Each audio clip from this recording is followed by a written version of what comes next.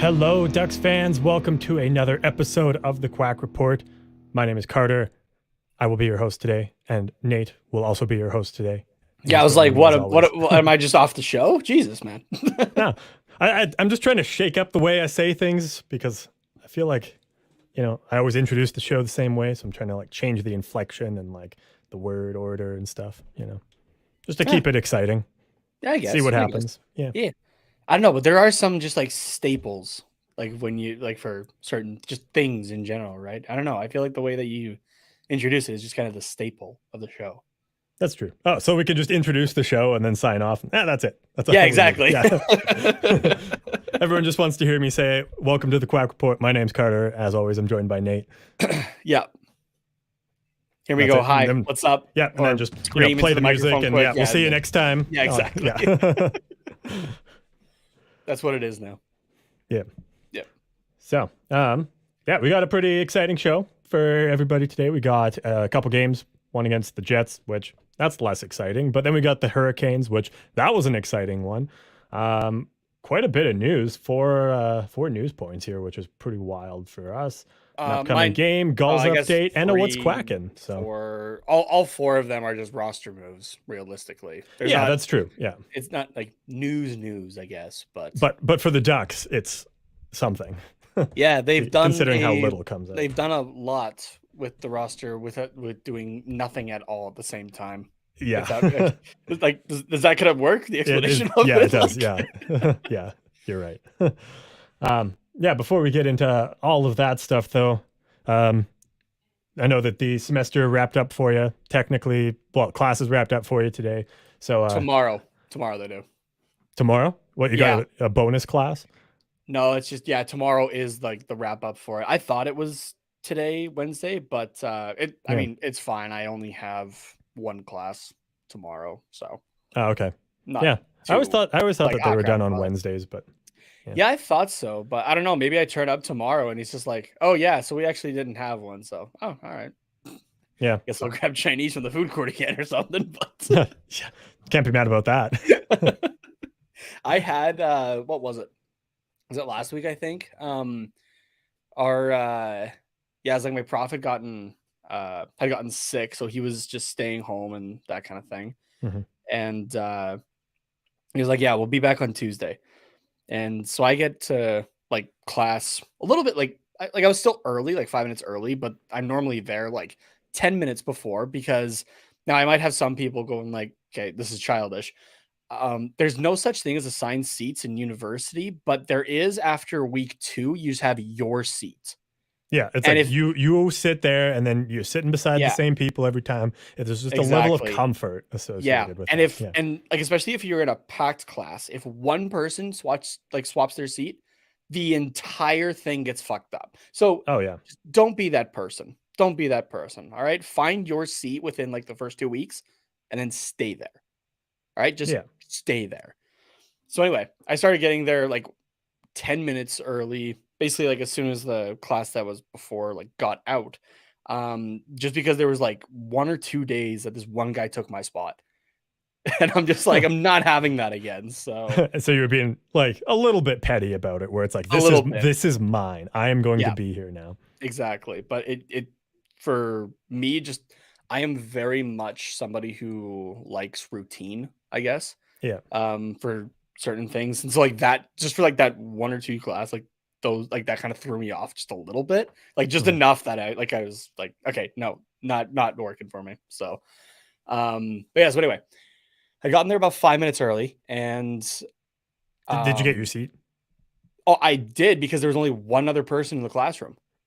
Oh, and he kind of like he sees that I'm confused, and he just goes, "Yeah." He sent out an email that we're online today. I'm like, oh man. I checked my email. Sure enough, he sent it at like 7:30 the night before, and like I'll normally check my emails like in the morning, like kind of like as I'm waking up. Yeah. That was the one day that I didn't. I could have saved myself a drive and everything because that was my only class that I was having at the school that day too. So, oh god, I was like, oh, you got to be kidding me. So we hopped on Zoom for like 20 minutes, I think, and then he was like, yeah. So I had these pre-recorded lectures. They're here. Go check these ones out. And I'm just like, okay, well, I am not doing that from the school, so I'm going home. So, That's rough. Yeah. So, two important lessons here. Again, find your seat in the first 2 weeks and then stay there. Don't mess it up for everybody else. And be sure to check your emails. Yeah, that's important. Yeah. Well, glad that things are going well and you're coming to the end of your semester. Yeah, so slowly getting there. I got 2, I guess technically 3 papers left. The one's pretty much done though. It's a group paper that we're like, I think we just have like kind of the conclusion to and like put it all together, edit it quick. Yeah, it's no big deal. I got one prof who wants a course reflection paper, so I have to do that for Friday.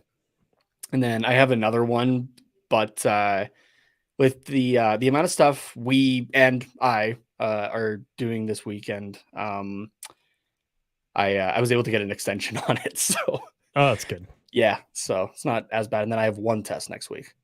Nice. So I hammered out 2 tests yesterday. So and it went well. The one did. I had the mark right away for it, and the other one I will find out tomorrow after 9:00, I think. So. Oh, okay. But nice. Yeah. Yeah. Oh, actually, just because you brought up you brought up Chinese food the other day, or not the other day, like the other minute, a few minutes ago. Well, I mean, I probably brought it up the other day too, but probably you're always talking about Chinese. I like Chinese food. Yeah, sweet and sour pork. That's how I judge a Chinese place. Honestly, is like I guess for like the what do you call it? Not like whitewash, but like the North American version of Chinese food, I guess. Yeah. Yeah, that's what I judge it on is sweet and sour pork. If the sweet and sour pork isn't great, your restaurant's not great. Yeah, that's fair. But I got an email at work the other day that on Thursday the 22nd, our like we had our holiday Christmas party like last week, I think it was already, like the whole formal thing. But our like at work Christmas holiday event on the 22nd, they are ordering just like a shitload of Chinese food for everybody. Nice. So it's just like a at work Chinese buffet, and ugly Christmas sweater party. So. All right, so is that like a bring a +1 event kind of thing? Because I might still be in town. It did not specify, but what if I just show up like as Santa Claus? Do you think anybody's gonna kick out Santa? No. At a law firm? No. Okay. Because I know I don't have the height of Santa, but I think I got everything else. Like I can let the beard go for a couple more weeks here. I think so, yeah. And then just like bleach it and maybe get it a little dirty so it looks kind of white and scraggly. Or like you've been smoking in it because Santa's got a pipe. I was just gonna get the like the frosted window spray or whatever. Oh, there you go. Yeah. Yeah, that would do it. Yeah. Might be a little crusty, but I mean, hey. Who's gonna judge? I mean, Santa is too by the end of the night. Like with how many cookies that he's gonna have in his beard, right? Like, you gotta imagine he's a little crusty there. So, yeah, and also like that's like yes, he's going I guess high up in the air, so it's colder kind of thing. But that is like a hefty coat, and he is not a small man by any means. So like that thing is just like he is probably sweltering in that thing while he's going. Oh yeah. So. Oh, probably. Yeah. We have Ali jumping into the chat, which I feel like it's been a while since you've joined us for a live stream, but it's great to have you here with just a single quack. And that is obviously for just the single Ducks regulation win this season. Yeah, still just one. We're hanging on, everybody. Yeah. You know what? We got one. So that's, that's really all we need. And then, it doesn't really matter if we win in regulation or overtime after that. I'm like, yeah, well, we're over the quarter mark of the season at this point. Like, I almost want to say that the Ducks will not get more than 5 regulation wins this year. They might have more than 5. A stretch. They might have more than 5 wins. Oh, they already have more than 5 wins. Yeah, I guess with overtime. Yeah, math is not my strong suit today, apparently. But okay, you know what? No, let's go. Let's say like I don't know. They won't go over. They have 7 wins. So 20, 25 wins. I feel like that even 25 is even pushing. 25 wins. But like okay, in like a 20 to 25 span, I could see them having like no more than 5 or 6 regulation wins. Oh, for sure, yeah. Well, I guess 25 wins is like 60 points. So, or not 60, sorry, 50, anywhere between 50 and 60 points, depending on overtime losses. Okay, let's go 20 wins then. I don't know. I think 50 points is reasonable. Like that's still like bottom 5 in the league. Okay, what was the They're currently on pace for like 60. So was it the 1920 Red Wings that were just like absolutely horrid? What year was that? They were just like I feel like it was that year because that was like the year that we started. Yeah, and that would have been the COVID shortened year as well. So their points would be lower there. If we just go Red Wings season record. Yeah. What was like that worst season? I was gonna say, oh well, this last season they only got 31, but that's the one that's still. Hey, you look at the Red Wings, and I'm gonna look at the Coyotes. Oh yeah, yeah. 1920, the Red Wings had 39 points, and in that season they got 17 wins and 5 overtime losses. So 17, 49, and 5. We could beat that. As in, like, we could be worse. We could be worse than that. Yeah, I mean, we only need 10 more wins, but also we need 10 more wins. Yeah. Which with how we've struggled with them. Yeah.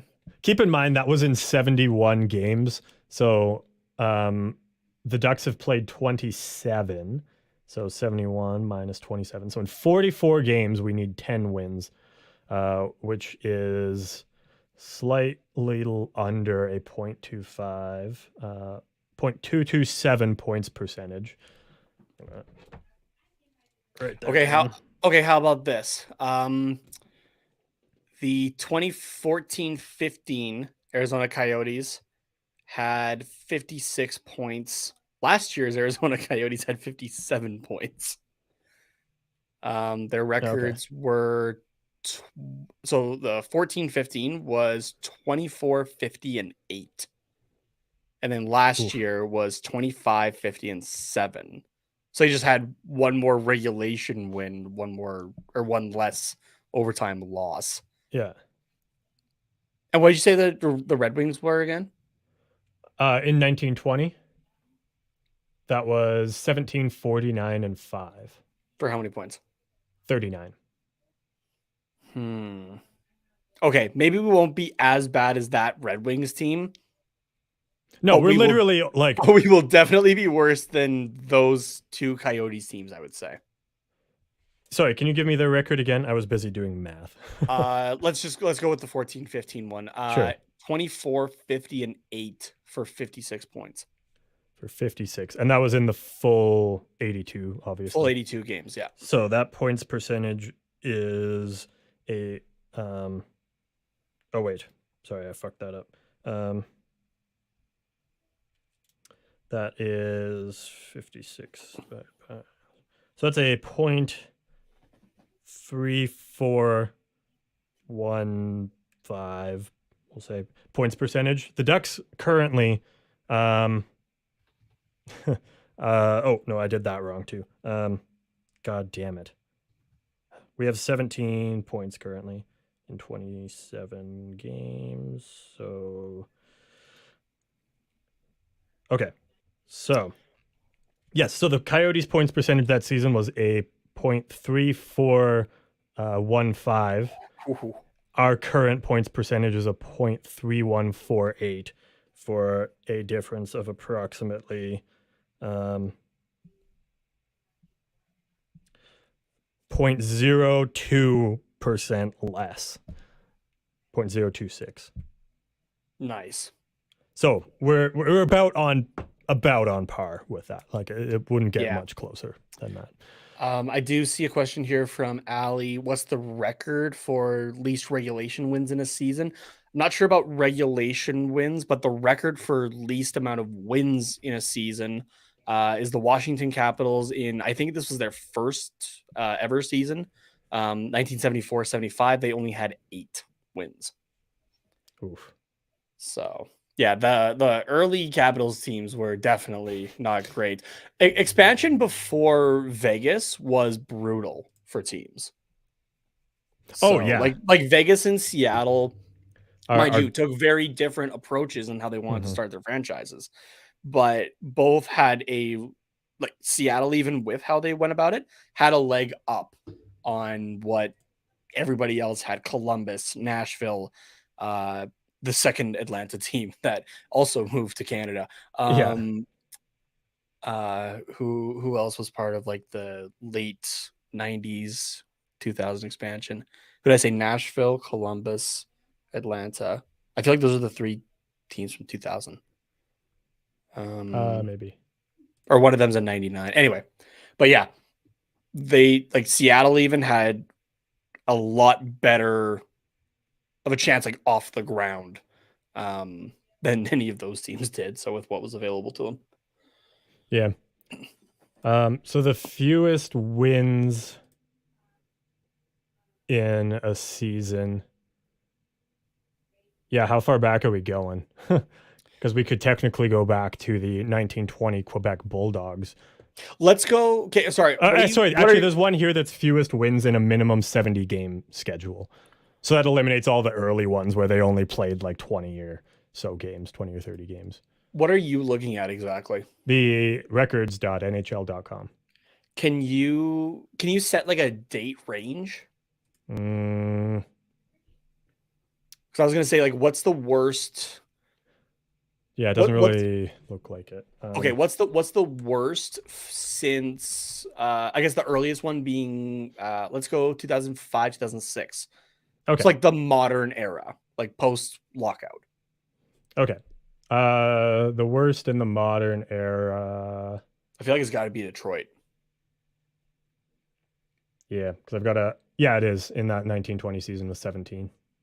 17 wins. Okay, there's the benchmark that we're gonna go with. Yeah. 17 wins, and it doesn't matter if it's regulation, overtime, shootout. A win is a win, right? Yeah. Right, like that's what we're going off of. Yeah. Although actually, I can, if we're just doing from 05, 06 to present day, then I can do. I guess we shouldn't include this season. Then I can sort by regulation. Oh no, I don't want to sum results. There we go. That's what I want. Okay. Oh, you can do regulation wins. Fuck yeah. There we go. Yeah, on just like the regular stats one, but like the all-time records, you can't. I don't know. It's weird. They got like two different websites. So, okay, I'm gonna write these down though. So we're going for 17 wins overall. Yeah, and in terms of regulation wins since 05, 06. Do I not have a pen? There we go. I still have Rona pens. I love that. Haven't worked there in a hot minute. No, it's been a while. Okay. So wins overall was 17 by the 1920 Red Wings. Yeah. Okay, and regulation wins? So for regulation wins, it is a 6-way tie. Although actually, now that I'm looking at the numbers here, 1, 2, 5 of these 6 were in shortened seasons, either 12-13 or 2020 to 21. Okay, so yeah, let's scratch those ones off then. Yeah, okay. Then we're just left with a single team that is tied with the regulation record here. What is which is the 2013-14 Buffalo Sabres, where they got 11 regulation wins. And their record overall was actually not horrible. Still bad, but not like what you would quite expect. 21, 51, and 10. So, which means I guess they were 10-10 in overtime, which is kind of funny. All right, so 11 regulation wins. Yeah. In a full season is the record to beat. We are well on our way with only one at game 25, 26 now, I think. Yeah, which we are well on our way to beating that. Holy shit. They've got a .317 points percentage, and we are at a .315. So yeah, this is a very similar comparable here. They just happen to go to overtime a lot more and be a lot worse in overtime. Yeah. I mean, we're going to overtime a lot, but we are a lot better in overtime. So we'll probably get close in terms of actual wins. But unless we figure our shit out, the regulation wins is going to be. I'm going for the regulation wins. That's the one I'm watching at this point. So yeah. The wins overall is like we could like actually surpass that like 18 plus kind of thing. But regulation wins, however, that's not looking great right now. Yeah. The 2020 to 21 Anaheim Ducks in the 56 game season also had 11 regulation wins, 17, 30, and 9 record for 43 points. But yeah, 56 games for that one. So yeah. All right. We got some benchmarks here, everybody. Yeah, you know, I'm gonna write that down. Ducks in the 2021 season, 56 games played, 17, 30, and 9, 11 regulation wins. Just to see if at 56 games we're just the same as what we were a couple of years ago. So that'll be interesting.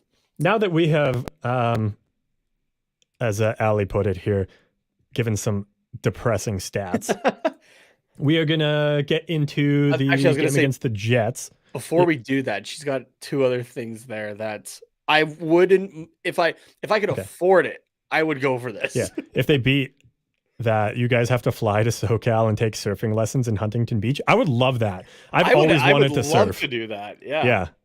Yeah, learning to surf would be like, it's like my dream. Once I'm like, not like old and retired, because by then I probably won't even be able to stand, or like, you know, just like the lightest wave would like snap my knees backwards. But at some point, I want to learn how to surf.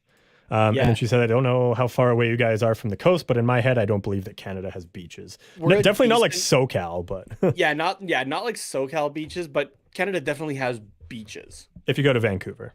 Yeah. So, or the all the way to the east back to Halifax. So, you know, that, or Nova Scotia, like New Brunswick, Newfoundland, those areas, I guess. Yeah. But I don't know. I've seen pictures and they look pretty sick, but actually, I think over there that's mostly like rocky. Like you don't really have beaches; you just have like big rocks.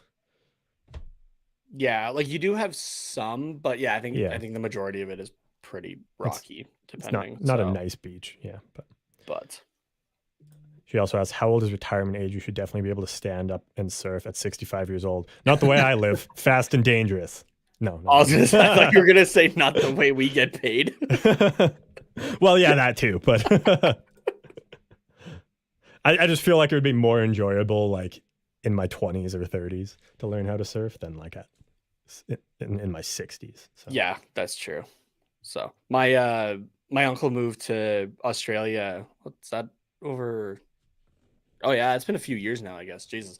But yeah, he's taking the time to learn to surf there. So nice. And he's what, like late 30s, early 40s? No, he's late 40s, early 50s now, I think. Oh, really? Okay. Yeah, because he's younger than my mom. Mom was born in 70. I don't know how much younger he is, though. I think he's only like a couple of years younger. So okay, so yeah, like mid 50s. Yeah, early to mid 50s. Yeah. So okay. Yeah. Anyways, speaking of beaches, let's talk about Winnipeg.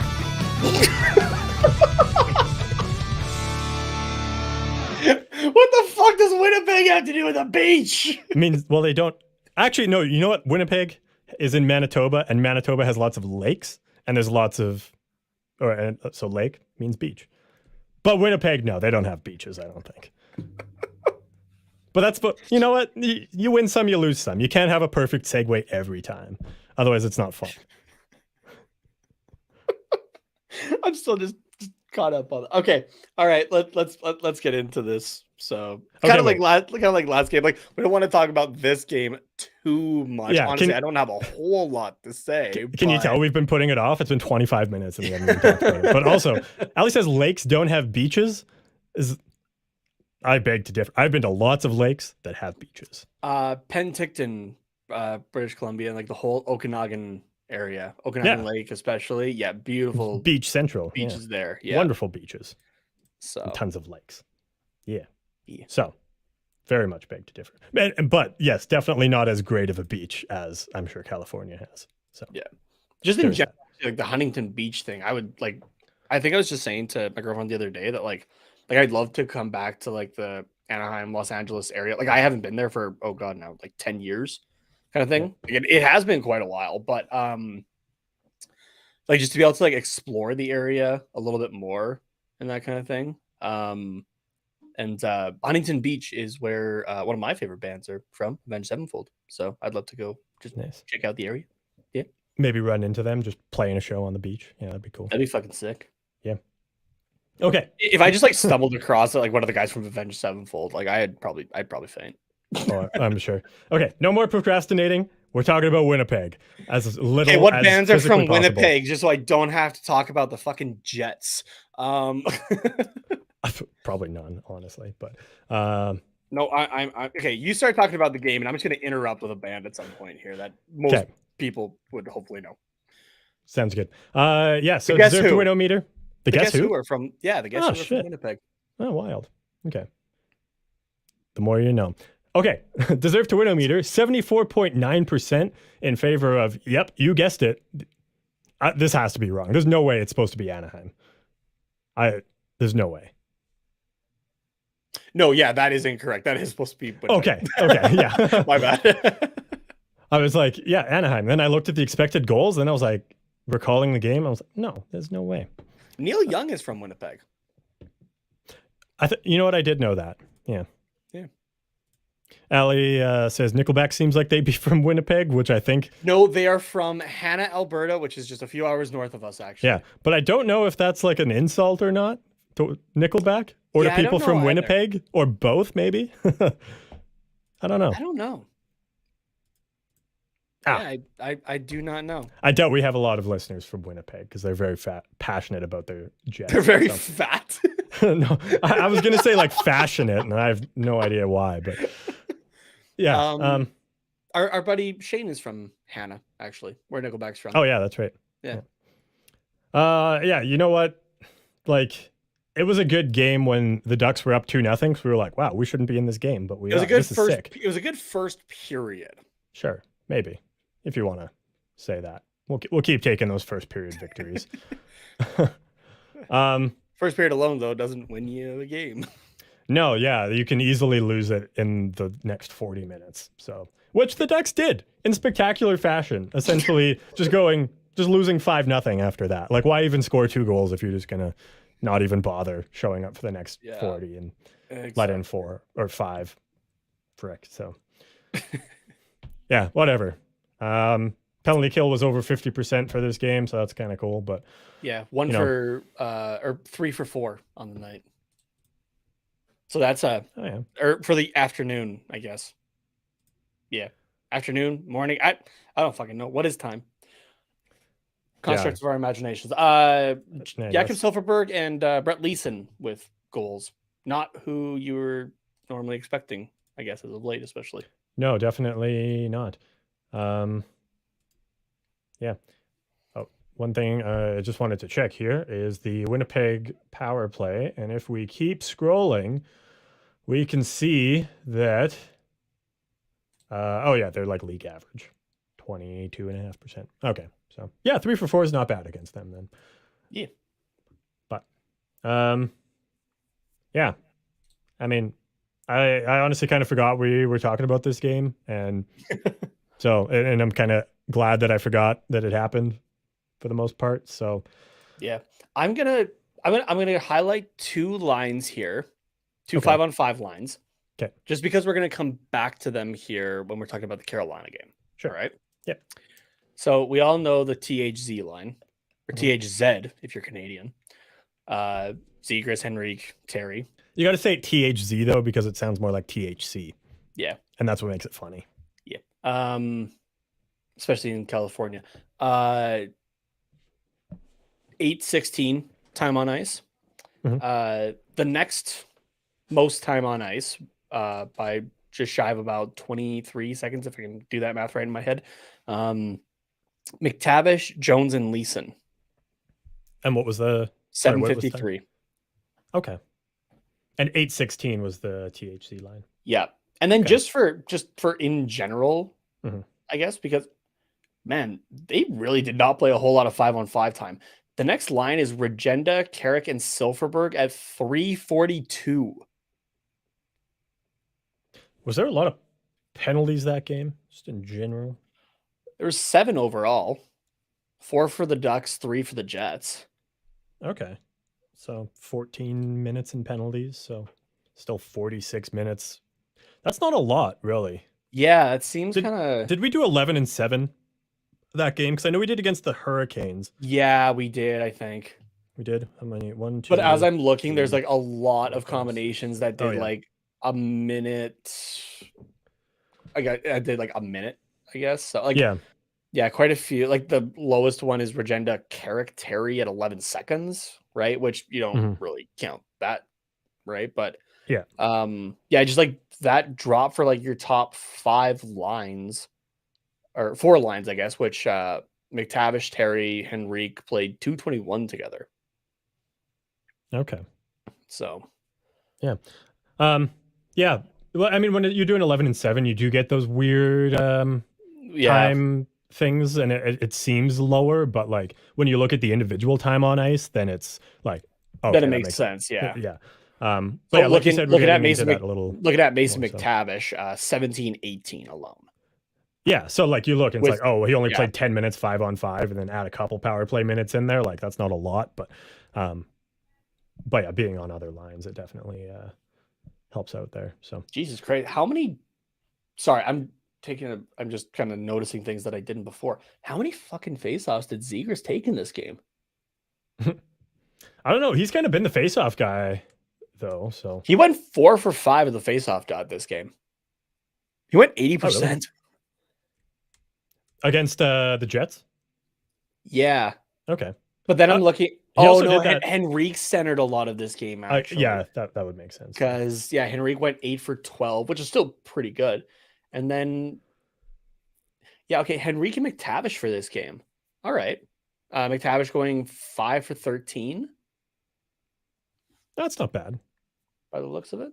Yeah. And then Carrick taking 19 draw. Sure, Sam Carrick for 19 draws. Yeah, why not? Right. Going 10 for 19 there. Yeah, I mean, I don't really have much to say about the Winnipeg game. As soon as Winnipeg got that first goal in the second period there, like they were down still, but it was Winnipeg's game at that point. Oh yeah, they like there was nothing that Anaheim could do or overly like tried, I guess. Yeah.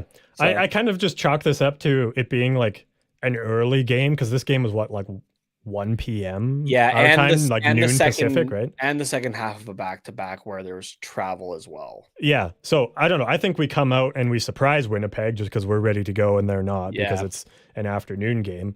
And then, they get slapped around in the first intermission, figure out, okay, maybe we should actually play because we've got a game and we're about to have an embarrassing loss to the worst team in the league. And then, the combination of them figuring out they have to play a hockey game and us being on the second half of a back-to-back. I think it makes sense. Yeah, Rick Bowness went into the locker room at the first intermission, to the Jets locker room, and just said, guys, I did not come out of retirement, my 2-month retirement, and left, the heat of Texas to freeze my ass off in Winnipeg and lose to the fucking Ducks. Yeah. and he took that serious. He took that personally. Mm-hmm. Yeah. Okay, let's move on to the Carolina game that happened. We're just cracking jokes about the game at this point. Yeah, exactly. This was far and away a much better game. 61.6% in favor of Carolina, which they definitely had more shots and more pressure. And even then, it wasn't like a whole lot of more pressure, but the Ducks hung around. They capitalized on the chances they did get. And overall, just a very solid, complete 60 minutes by the Ducks, and probably the best 60 minutes I've seen this year so far. It's not the best hockey I've seen, like by all teams, but by the Ducks, given the expectations on the team and who is out of the lineup and all that, and who's still behind the bench. This is kind of what I expected going into the season, and this is what was delivered, I guess, in this one. I would, off the top of my head, and maybe I'm getting games mixed up, the game against Tampa is still like the best Ducks hockey I guess I've seen. That was a good one too. That's true. Yeah. Not to say that this wasn't a good game though. I do want to go back though, and like just through like the overtime and the one regulation win that we have so far this year. I want to go through those and take a look at the expected goals and the deserve to win meter and see how many are actually in Anaheim's favor with a win. Yeah. Because off the top of my head, there's maybe one. This team has gotten like lucky with their wins even. Yeah. And this is a case of that, I think, for this game. Like, again, they didn't play horribly. They played a hell of a lot better than they did against Dallas, Ottawa, and Winnipeg, right? Those 3 games in the last week here, week and a half, whatever. This game was a lot closer, but deserve to win meters, saying at about 61.6% in Carolina's favor. Carolina expected goals out shooting them 2.77 to 2.18. So like that's a lot closer. But even just like how the game went on, like, so, okay, here, I guess, do you want me to go through that stuff first, or do you want me to talk about the positives first? Do you want me no, yeah, keep going. Just go with the lucky stuff? Yeah, okay. Yeah. So now, okay, this aspect isn't lucky, but it'll tie into the luck here in a second. John Gibson did his job. He had a good game. For sure. Yeah, he had a good game. The numbers don't show it, even the expected goals. But he had a .919 save percentage and a negative .23 goal save above expected. So pretty damn close. Yeah. 0. Yes, he did his job. He did his job. So, you know what? That's fine. I got a bone to pick even with the person who does these expected goals numbers, because like by the eye test standards, this was the John Gibson we've seen over the last few years that is the reason that the Ducks even are like getting wins in any season, like where he's like just putting on like a phenomenal performance and being basically left out to dry, but he is making these stellar saves look easy. Like he's turning what should be a high danger Carolina chance into what is just like a low danger save, because he just is there and makes it look super easy and like just eliminates all threat, right? Yeah, that's what I saw anyways. But and I mean, I guess the numbers kind of support that. But I thought this was like one of the best games we've seen from him all season. Yeah, so here you go. Low danger shot attempts for Carolina was 44, medium was 8, high was 2. And that's shot attempts, right? Yeah. And then in terms of actual goals though, 0 high danger, 1 medium, and 2 low danger. So that's where you're kind of getting it is kind of like the location and what type it is kind of thing. So like, let's say for like 95% of it, like he did fantastic and he played great, but there were just like there's that 5% there that had some goals against that, normally should have, I guess, but like weren't like the blatantly obvious, like, oh, what the hell Gibson type goals kind of thing, but still the ones that reflect that he should have probably had that. But I mean, when you're facing 47 shots, is that what it? Or sorry, 37. It wasn't actually as high as I thought it was. 37 shots and however many shot attempts that was in total, and like you're making those big saves, then I think you should be allowed to let in some quote weaker goals.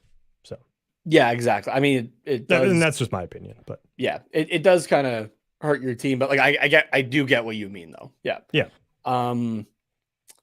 So those are John Gibson's numbers. Now here's where the luck plays into it, because Carolina's forwards and defense were doing a lot better than Anaheim's was. Oh yeah, a lot better.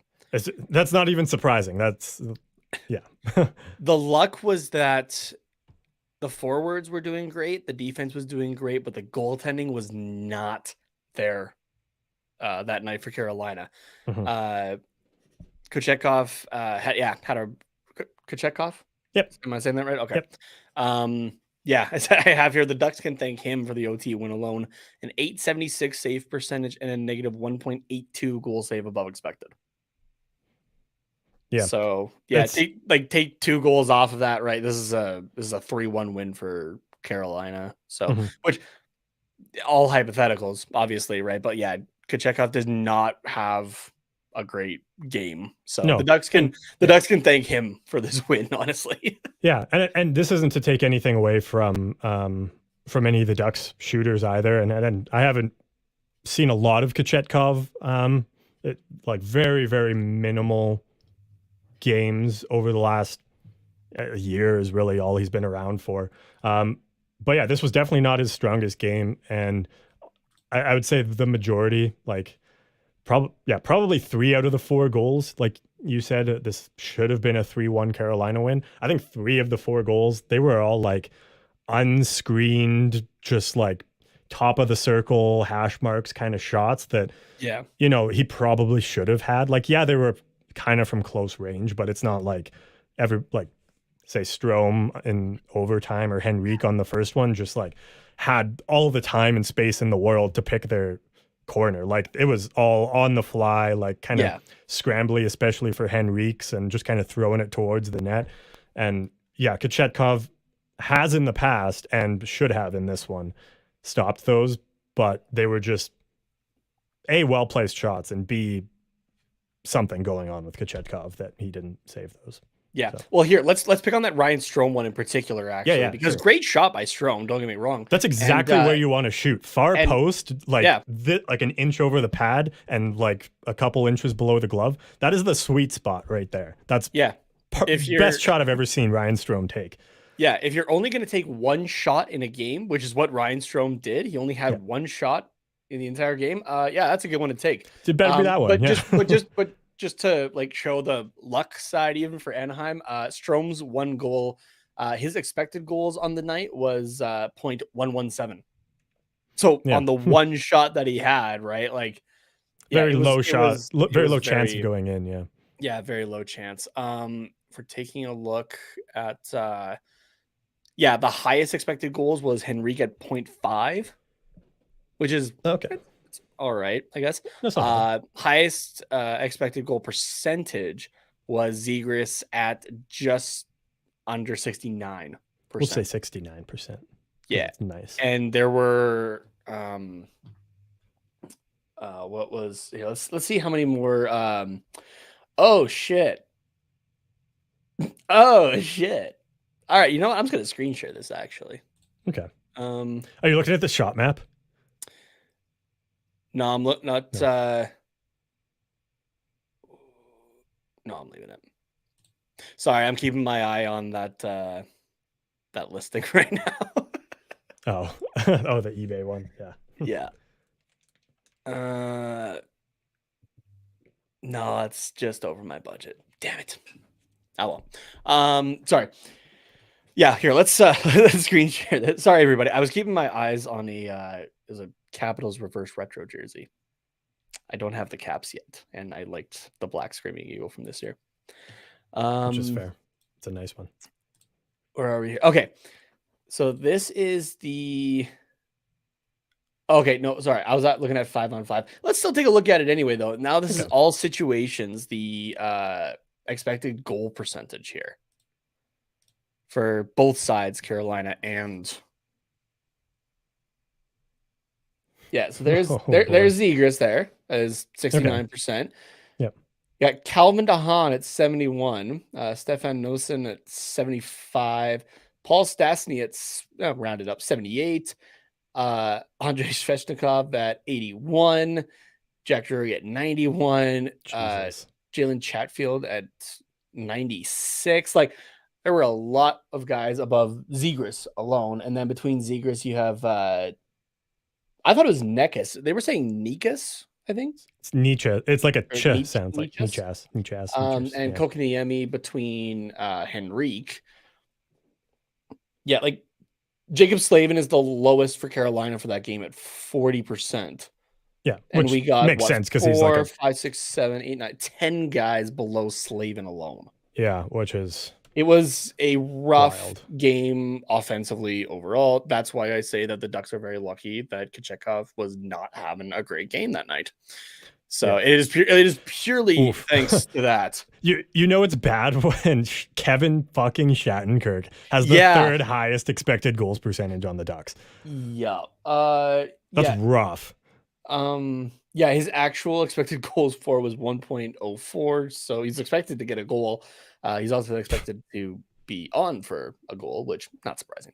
Playing 50-50 hockey since 2003 or whatever the fuck. Yeah, exactly. Let's take a here. Where is Shattenkirk specifically here? Actually, oh, here he is, right here.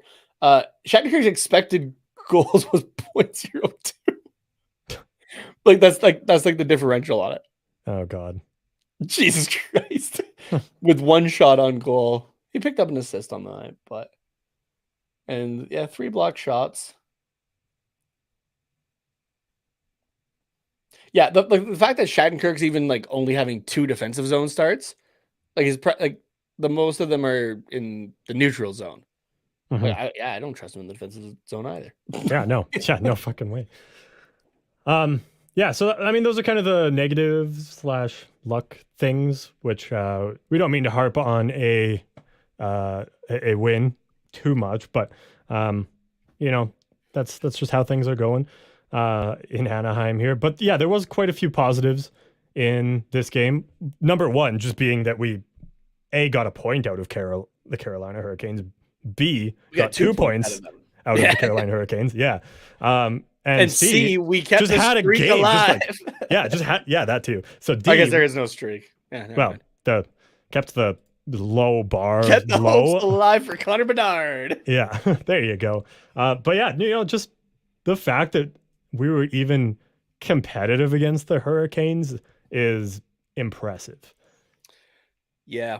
Okay, so I want to go back. There's only one more point I have in this game, and it's because I said we were going to come back to it there, where I was bringing up the Jones, McTavish, Leeson line and the THC line. Yeah.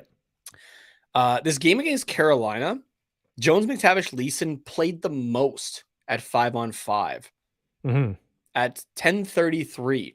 Now let's compare that to the THC line, who was second for that game at 8:19.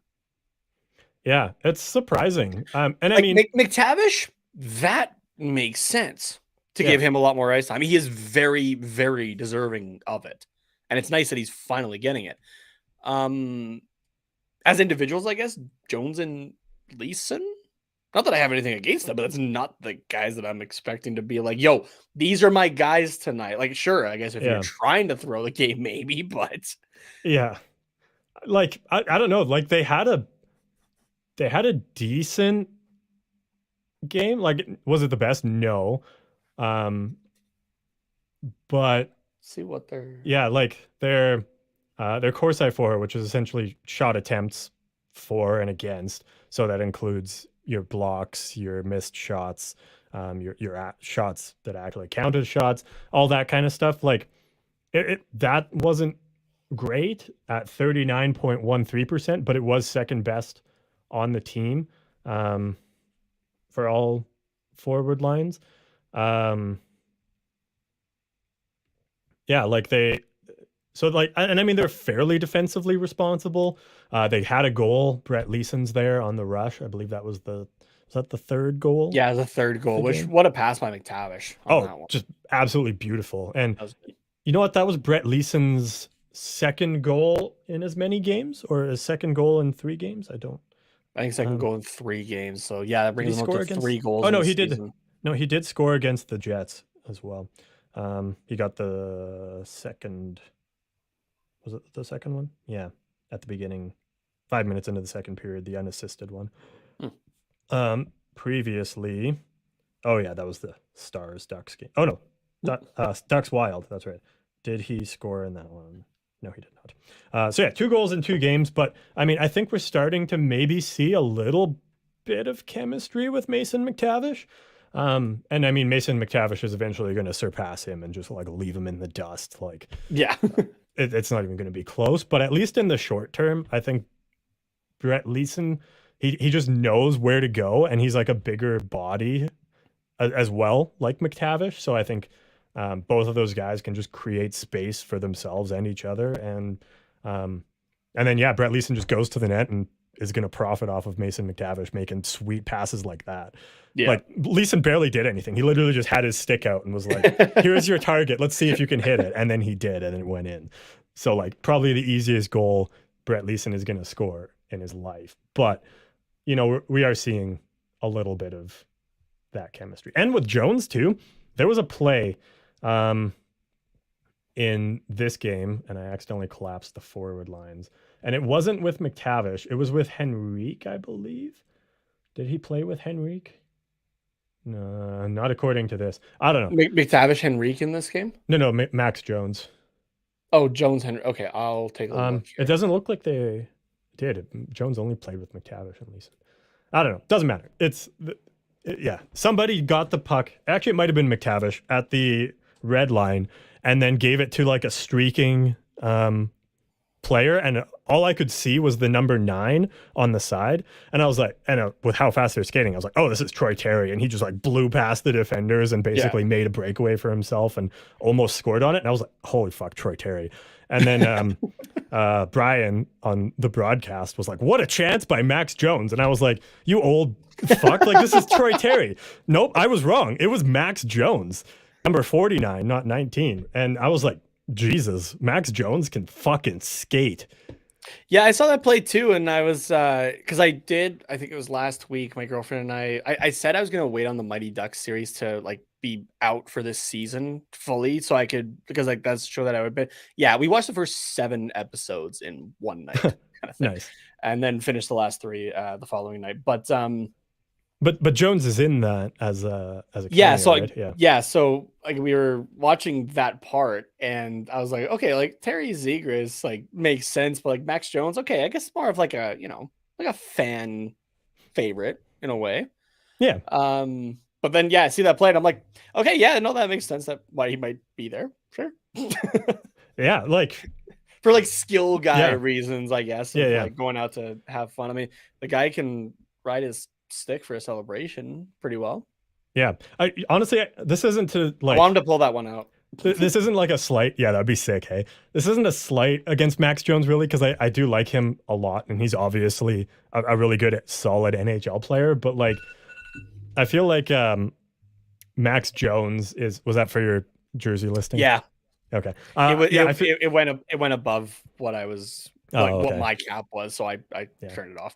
Makes sense. But I feel like Max Jones is one of those guys that like, you know, just in practice or like just went out for a casual skate or whatever, he's got the speed and he's got like the sick hands and he's a big guy, so he'll like throw his weight around and be physical, and like he just does like everything super well. But you throw him in a game against NHL players and like all that shit just like falls apart, you know?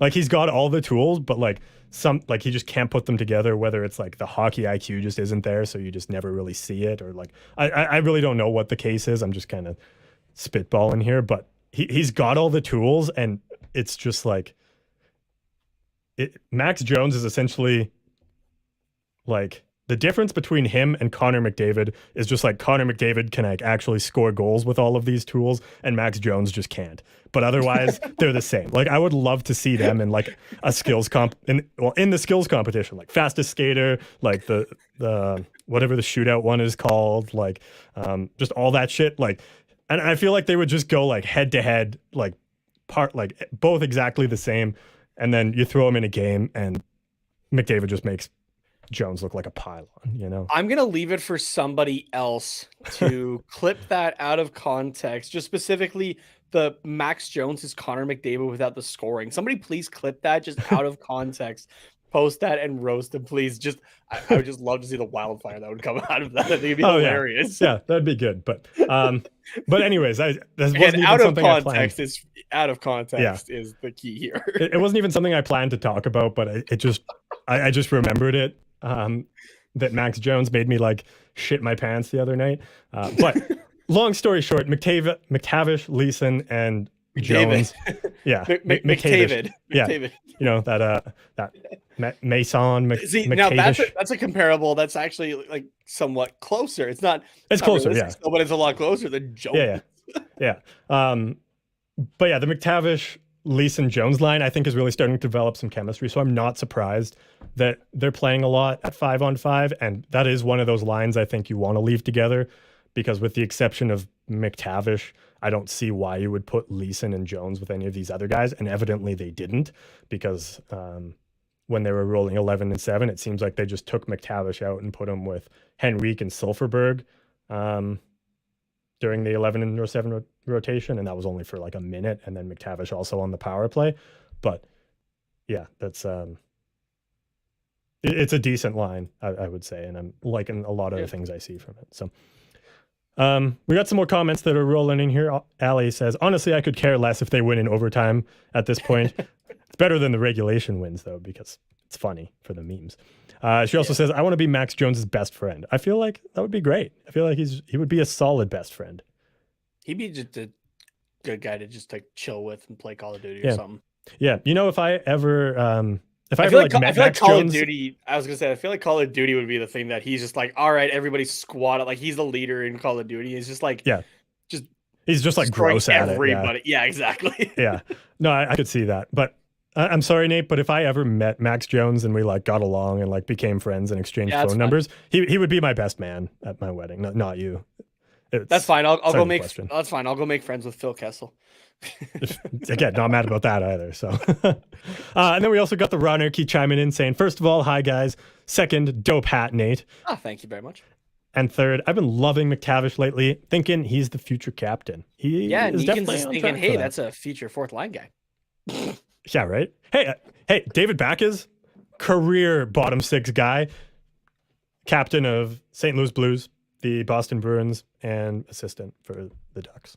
So you know what? Some guys, they just got good leadership, but they just don't got the skills. They're not like Max Jones, right? Where they're, carrying the team on their back. They're more like the Mason McTavishes who, you just put them on the fourth line and let them grind it out for a few minutes a night.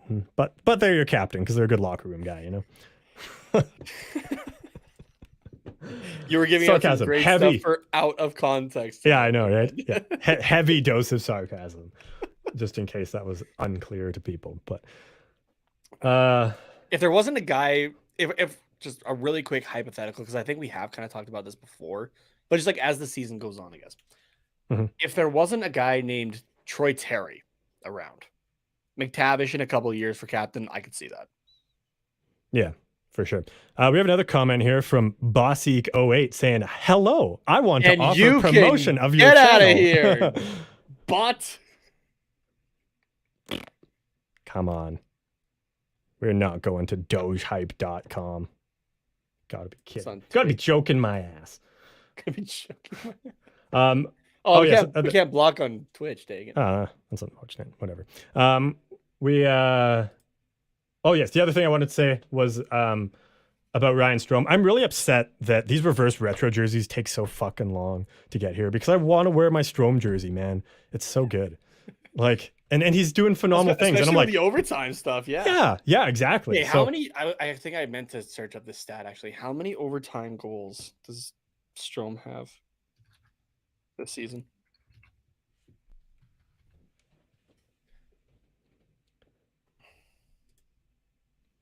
Sorry, what are you looking up? I was reading through comments here that I was Ryan Strome overtime goals this season. He scored like at least 3, I think, of the 6 times we've gone to overtime now, I guess. He scored how many, sorry? I feel like he scored at least 3 of them, of the overtime winners. Potentially. Because he scored the one why can't I remember? But it was him and Zegras just passing it back and forth across the crease. This game, there's another one that I'm forgetting, like who it was or what the play was, but I know there. Like I feel like there's at least been 3. Yeah, maybe. Yeah, I don't know. That's not something that I've like logged in my brain, but I just know that I like him and that he does score in overtime. On occasion. Yeah, all I know is just if the Ducks go to overtime, just watch Ryan Strome. Watch Ryan Strome. Yeah. Okay. Before we take a quick break, we will get to some questions here. First one. Questions, comments. From Ali. Food question. do you know what fajitas are? That's what I had for dinner. And I purposely pronounced that wrong. She does have the pronunciation here because I know that we usually pronounce them wrong. Fajitas. Yes.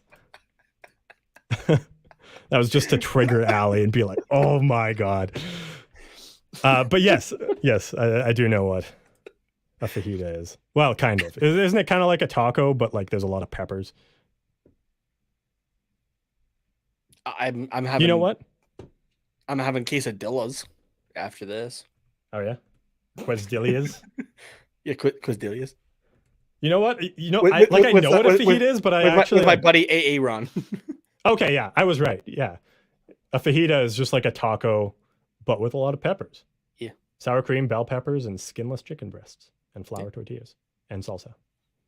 We had a lot of frozen ones, I guess, when we were living together. Back in the day. Oh, yes. Yeah, first few years of university. Yeah. We had a lot of frozen ones. we had a lot of frozen things just in general. So exactly.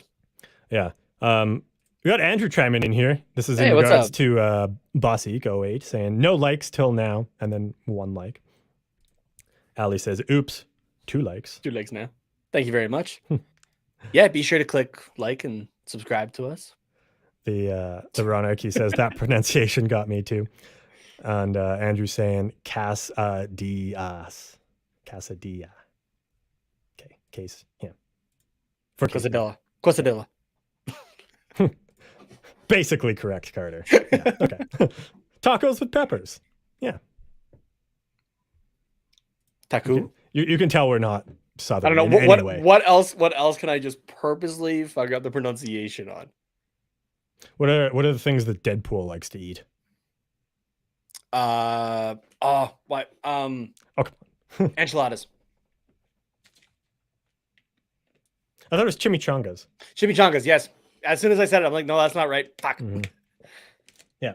I was trying to get you to like say it, but pronounce it wrong. So, see, Veronica knows this too. He knows what's up. Chimichangas. Okay, chimichanga.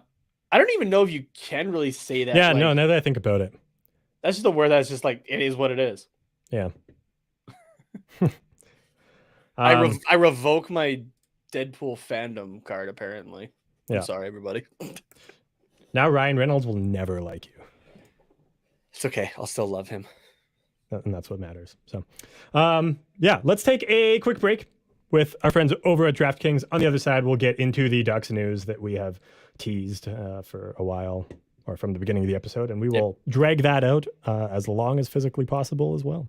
And I'm gonna apologize to Ryan Reynolds as well. So okay, there we go. Gotta put that into the outline. So, but sorry, Ryan, if you're listening, you got to wait another 50 seconds here. Hockey fans, light the lamp this winter with DraftKings Sportsbook, an official sports betting partner of the NHL. New customers can bet just $5 pre-game money line on any NHL team to win their game and get $150 in free bets if they do. If that wasn't enough excitement, you can turn small bets into bigger payouts with same-game parlays. Combine multiple bets like which team will win, how many goals will be scored, and more for your shot at an even bigger payout. Download the DraftKings Sportsbook app now. Use promo code THPN, bet $5 on any NHL team to win their game, and get $150 in free bets if they do. Only at DraftKings Sportsbook with code THPN. Minimum age and eligibility restrictions apply. See show notes for details.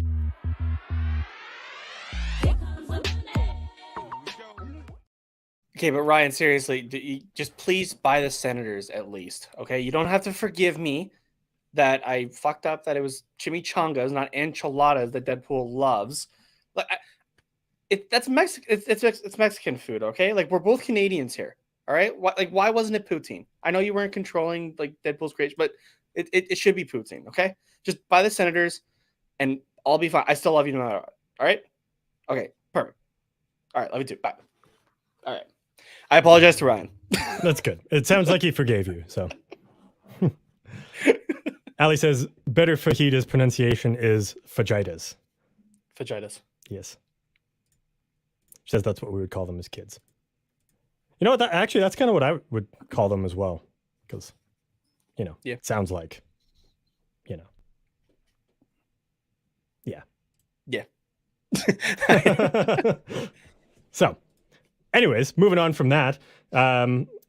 Pavel Regenda was sent back to San Diego, and while normally we would be very upset with this because of exciting news that we will get to later in the episode in approximately 20 to 30 minutes, I'm actually kind of excited. I think I know. Do you have no idea what? Do you have no idea? I think I know what you're talking about, but I'm making sure. I guess that's what you're talking about. Yeah, you know. Okay. I'm gonna still laugh if it's something completely different than what I'm thinking. I don't even know where else you'd be going with that, but you know what? Because he doesn't deserve to be sent down, there's still a little bit of pissiness, but yeah. 1 goal, 3 points in 14 games this season. Not fantastic, but also not bad either. Time on ice, 10:33 average time on ice. 13 out of 15 of all forwards, or 13th out of 15 forwards that have played this season so far. Yeah. I just found it was really interesting because, like, I haven't really had like much to complain about in Regenda's game, right? Like, he is a guy that's still adapting to North American ice. Yeah. Right. So, but like, and just the NHL in general. So. Yeah, but like besides that, like there wasn't anything to complain about him specifically besides the fact that I thought he should have had a little bit more ice time, right? He got bumped off that second line pretty damn quickly and never really given a whole lot of much more of a chance to do anything, which was really confusing to me because hockey stat cards, like as of today, as of this recording, hockey stat cards with Dom Decision's game score model, cut off at a minimum 10 games played. Pavel Regenda was the 5th best player in terms of game score on the Ducks. And you're sending that guy down? For reference, McTavish is in 4th place, Zegras 3rd, Henrique 2nd, Troy Terry 1. That one makes sense, but especially looking at the 4 and 5 spots, you're going, hey, Dallas, can we just please give the guys who are actually doing a good job some more ice time, please? Yeah. To be fair, McTavish is starting to get that now. It's starting, like his average is starting to slowly increase. Yeah, his average is now. Yeah, his average is now at 1405, which is 7th among all forwards played for the Ducks this season. So 7th out of 15. Like it could still use a dramatic bump to be fair, I guess, let's say. Yeah, for sure. But yeah, I don't know. It's the initial reaction was a lot of Ducks fans going like, what the fuck are we doing here? The only way that this makes sense is because, yes, Dallas Eakins controls who is playing that night, how much they play, or if you're setting up at the press box. And Pat Verbeek handles, okay, who's going to be up here, who's going to be down. So I'm hoping this is Pat Verbeek going, okay, you're not getting the time that you should to be able to develop or progress in the North American game. So we're going to send you to San Diego and you're going to rack up top line minutes. That's my hope here. Yeah, that's kind of how it feels, yeah. So, but like that also, and if that's the case as well, and again, pure speculation here, but if that's the case, then yeah, it's a little bit of butting head ideology, I guess, between Eakins and Verbeek, which gonna be great for the rest of this season. Because if that is the case, you could look at that and then you could go through the rest of the lineup throughout this season, I feel like. Oh yeah. So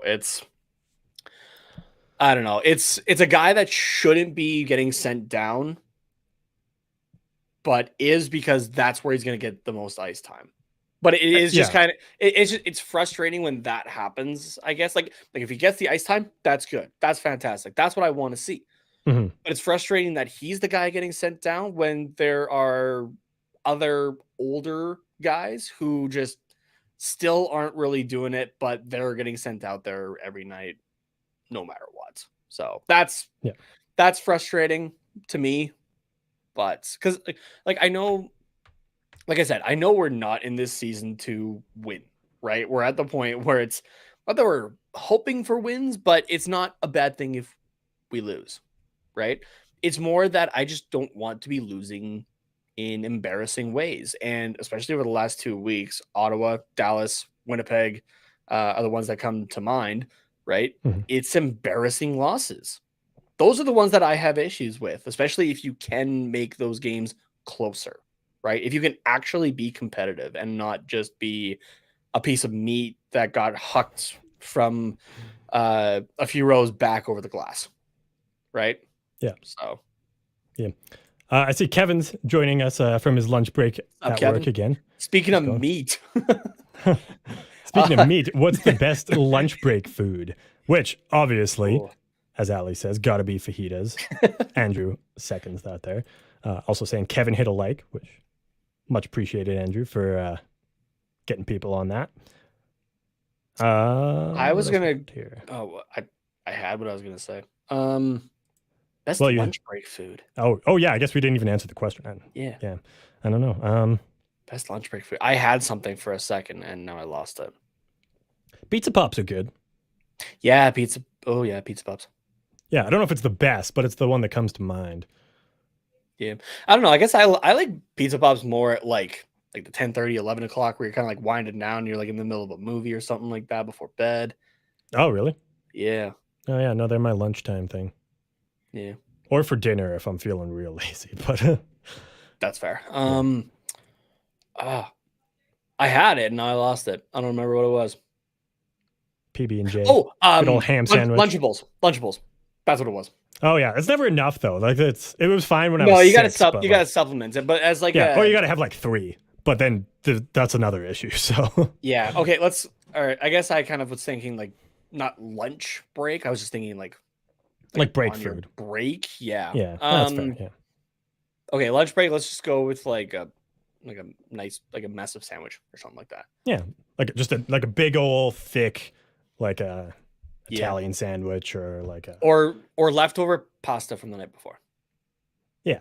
That always hits. There you go. Yeah, that's a good one. So, Ali also says San Diego Seals' first home game is Friday. They play Pechanga play at Pechanga, which is the same place as the Gulls. Yeah, and go Roughnecks. Freaking taking Dane Dobie and Curtis Dixon away from us. Get out of here. Ali says, I was excited because now I can see him, Regina, in San Diego, and maybe there's some hope for the Gulls. Maybe. Runner keeps saying, Kevin pooping in. Ali says, pizza what? Pizza Pops. It's like a Hot Pocket, but... Is that not a thing in the States? No, I think it's more of a Hot Pocket than Pizza Pops. Because isn't Pillsbury Canadian? Ali, have you heard of Pillsbury? Pillsbury Doughboy? You know, with those little... It's like a calzone. Yeah. Yeah. Calzone... are calzones like... Do they have sealed around the edge, you know? Oh, okay. Pizza Pops are only available in Canada. Huh. I didn't know that. Interesting. Okay, do we have to show what a Pizza Pop is on the show? Apparently, yeah. Yeah, she says, okay, so a Hot Pocket. Yeah. Yeah, and it's like, it's just all like pizza fillings. Yeah. Andrew also says pizza what? How about bagel bites? Which are actually discontinued in Canada now. Are they? Oh, damn. Yeah, I like those. It's a recent thing. Yeah. I didn't get them like often, but like I always enjoyed them. Okay. Yeah. Kevin says not a thing. Ali says, yeah. Okay. So Pillsbury is a thing, but not a. Yeah. The little doughboy that could go. Yeah. There we go. Okay. Pillsbury goes hard. Yeah. I was thinking you meant pizza rolls. Yeah. No. It's a pop. Probably gets its name because when you microwave it, it explodes all over the place. Which I'm assuming Hot Pockets do too. I was gonna say a pizza rolls though, like the pizza bites, I guess is what we know them as. Yeah. Those are really good though too. Oh yeah. The issue with that though is you're just like, oh yeah, I'll just fill up a plate kind of thing or something like that, and it's you shouldn't, but you do. Yeah. It's great. Okay, just regret it. One more question here before we get back to the news. The Ronarchy says, in honor of Star Wars Night at Honda Center last night, who are the Ducks? Hero with supernatural powers, fearless rebel leader, lovable scoundrel, the scoundrel's hairy comic relief sidekick. Okay, hero with supernatural powers, I'm going Trevor Zegras.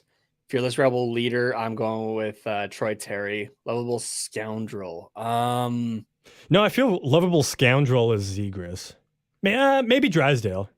No, the scoundrel. I was gonna go with because like we're going like Like the hero with supernatural powers, that's like your Luke Skywalker, fearless rebel leader is like Princess Leia, right? So the lovable scoundrel is I'm going with Uncle Rico on that one, Adam Henrique. Okay.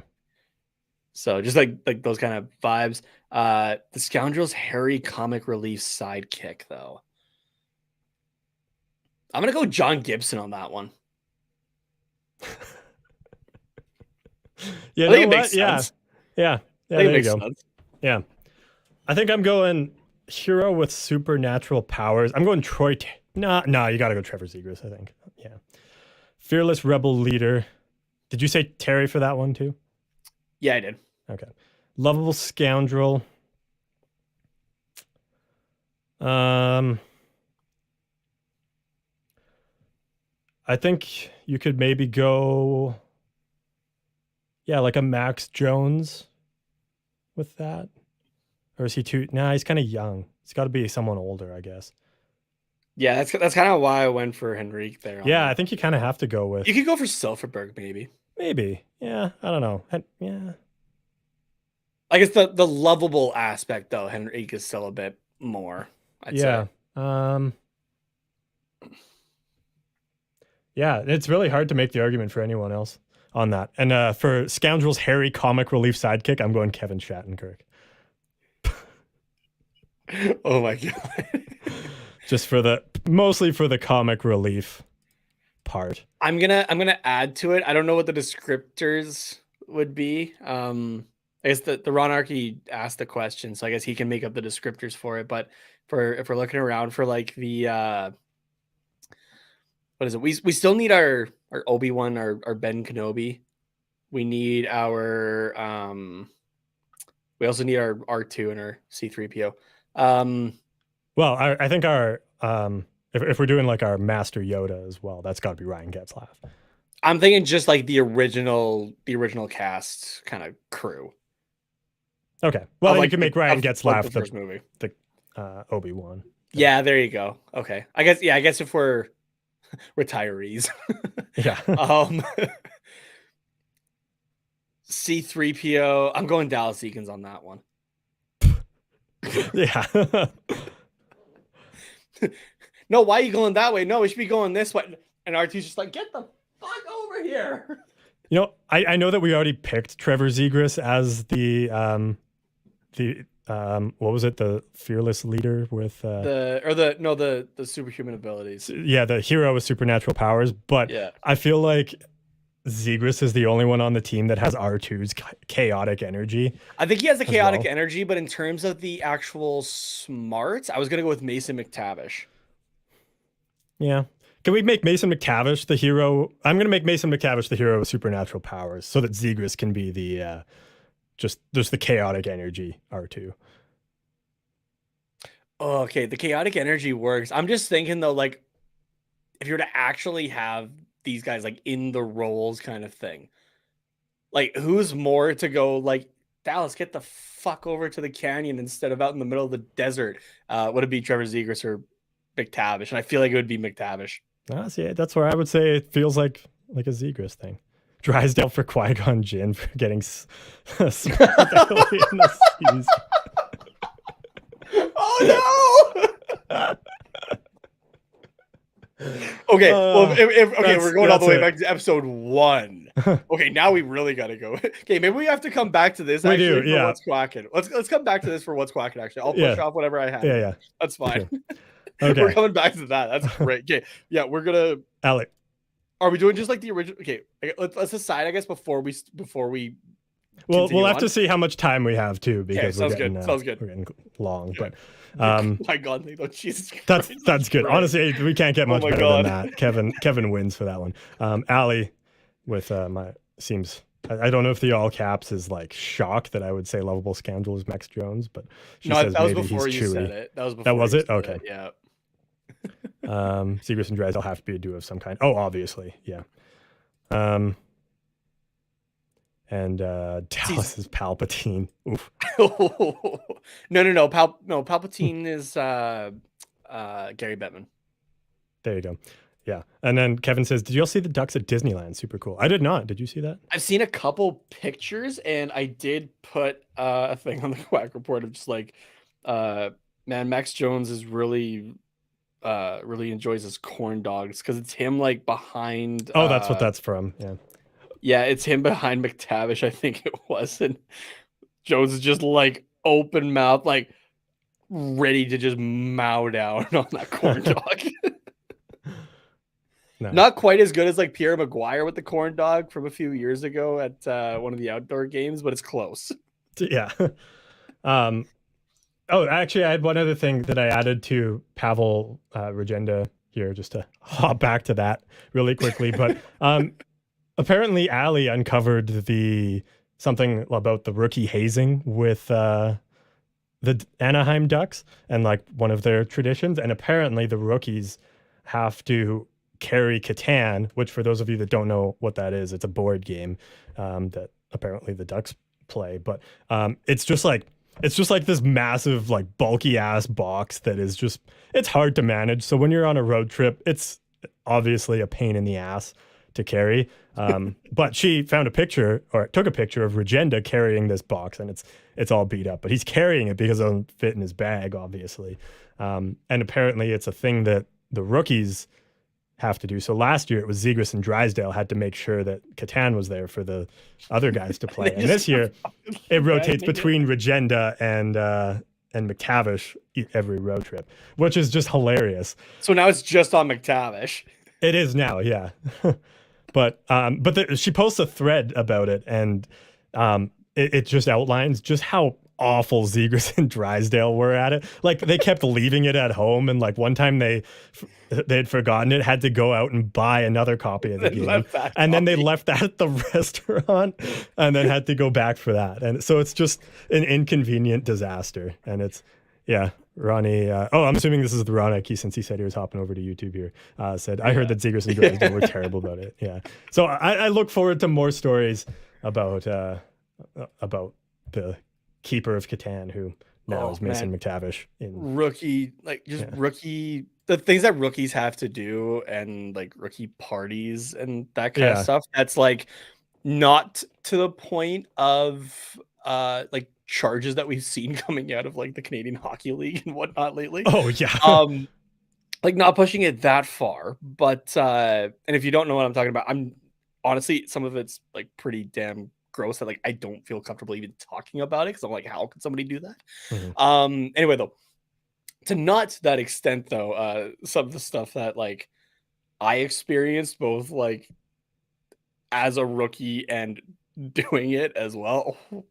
It's a couple things I can't maybe share on air, but there's some good ones as well. I remember, okay, so there's the 1 year for us, we had it was like rookies always picked up like balls at the end of practice, right? For lacrosse.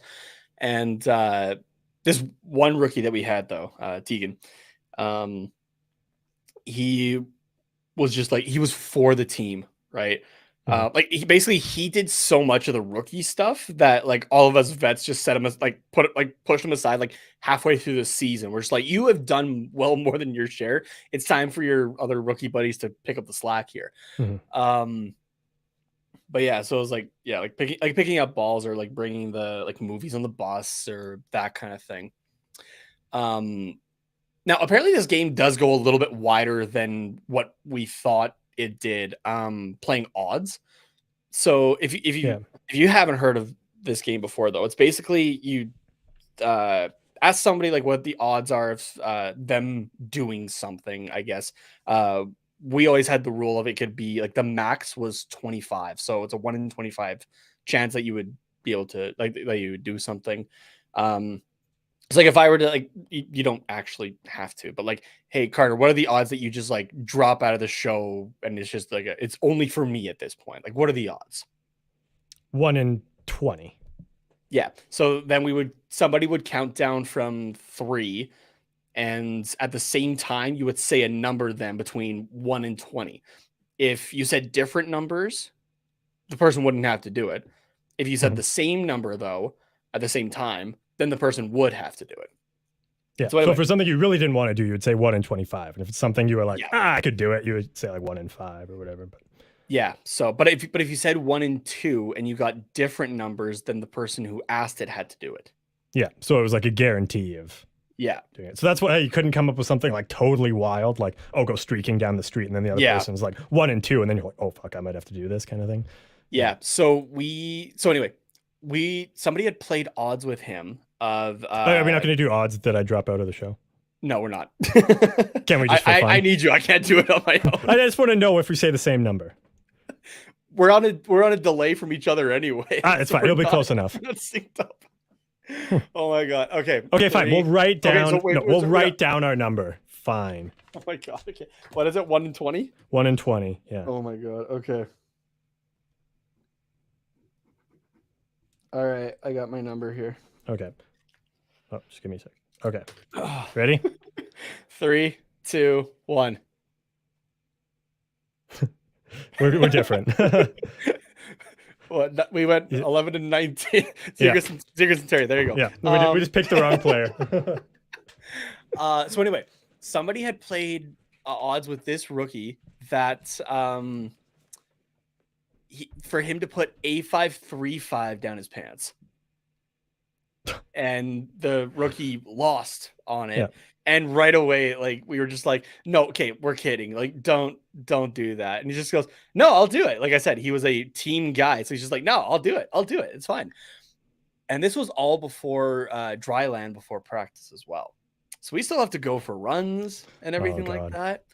And needless to say, he wasn't complaining about it, but he was letting us know that it burned in places that he's never felt burning necessarily like that before. So we were like, oh god. Yeah. But like just some of the that's like a small amount of like the story that you could have with stuff of like rookies. Ali, I'm seeing ask what is it? Like put what down his pen? A535. So it's basically a like a pain reliever, but it gets really hot. Mm-hmm. So like it's like a hot and cold muscle relaxing cream thing. Yeah. So it does wonders for me. If I smell minty, you'd know that I did something to myself because I just have A535 lathered on. There we go. Ellie has a story here as well. We did one time, what are the odds my friend would drink out of her shoe on a hike, and says 1 in 100, and we actually said the same number. Oh boy, that's nasty. Ellie and Andrew did chime in, and they said 13 and 12. So 13, 12, different there numbers, you go. So. Was that a party that a dude drank a liter of Smirnoff Ice out of his cowboy boot? I think he probably got about like a quarter of it actually in his mouth. Yeah. Okay. Moving on to how did we get news. On? Oh yeah, right. Catan. That's what we call it. Yeah. So yeah. This is what I love. I love when the chat goes up. Yeah, it's great. It's good. Max Comtois back in the lineup against the Carolina Hurricanes after missing 10 games due to injury. Scored a goal against the Hurricanes, which was pretty sweet. So good to see him back, and glad that he can contribute, kind of picking up where he left off after a decent start to the season. So yeah, exactly. Yeah, it looked really good there. Yeah. We talked about Lundestrom last episode where he would be out, what was it, 6 weeks with a fractured finger? Yeah, right? And they just now like officially on injured reserve with that. So there we go with that. And then probably the bigger news, or second, tied for biggest news out of what we got here. Ducks claiming center Jayson Megna, not to be confused with Sharks defenseman Jacob Megna, who, yes, they are brothers, and yes, their names are both spelled Jay and then letter O-N, just a S or a C. So that's fun. I've never seen Jason spelled that way, actually. Yeah, and it threw me off Jacob. When I read it. Yeah, or Jacob. Here, or Jacob. Yeah, both are just like have added Y's. Like why? Weird. Like it.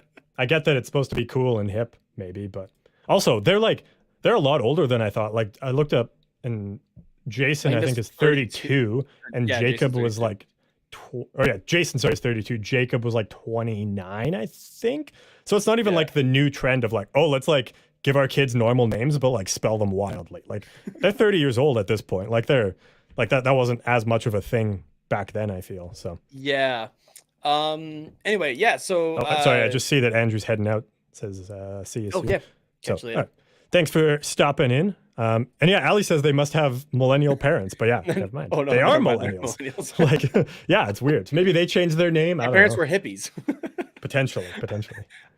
Yeah. So, apparently Megna is somebody that, the Ducks just really needed because, there wasn't Power Agenda. They don't have Nicholas Brouillard down in San Diego. They don't yeah. Well, Brouillard they really needed somebody like Megna. They just really wanted that guy. Like, I mean, give me a break. Here, you do your thing, and I've got my theory here.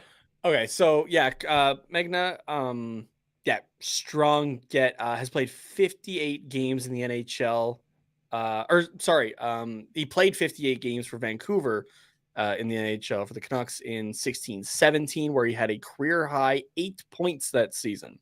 In total, he has played 162 games in the NHL. Mind you, that's 162 more than I've played. Almost 2 full seasons. Yeah, with 10 goals and 25 points over 9 seasons. But just had to get that guy and send a guy like Pavel Regenda down, or not bring up a Nicholas Brouillard or anything like that, right? Just we had to get Megna. Yeah, Brouillard's a defenseman, to be fair. Okay, yeah, fair enough. His AHL numbers though are a lot better. Yeah, sorry. I totally flew over my. Oh, okay. Ali saying, "Do you think people ever made fun of him?" Are we allowed to say this? Yeah. Okay, and called him Smegma because that's what his name.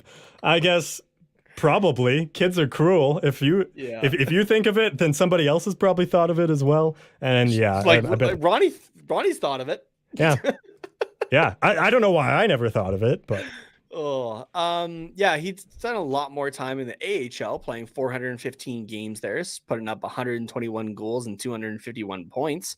As well as 42 games in the Calder Cup playoffs, scoring 21 points there.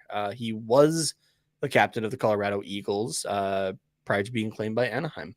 So veteran leadership at the AHL level, to be fair, but got leadership qualities. So there's that. But I don't know. It's just confusing to me. Do we really need another 30+ guy to throw for the fourth line? You see, probably not. But here is where, and this is going to be the perfect transition into upcoming games, which is Friday against San Jose at 7 p.m. Pacific time. And this is where Pat Verbeek really excels. The game inside of the game. Jayson Megna, obviously being a Shark, San Jose Shark, and he's been playing consistently so far this season. And it has been doing all right for a bottom pairing defenseman. I have him in one of my deep fantasy leagues, and serviceable to say the least. And then as well, nice and defensively responsible. As we just mentioned, Jayson Megna, who the Ducks just claimed at center, is his older brother. So in order to ensure a victory against the Sharks, we picked up Jayson Megna off waivers. We're going to put him in as our fourth line centerman or whatever. And you know what? He's just going to go around and bully his younger brother and just create space for guys like Mason McTavish or Max Jones, Brett Leeson, whoever he gets paired with, right?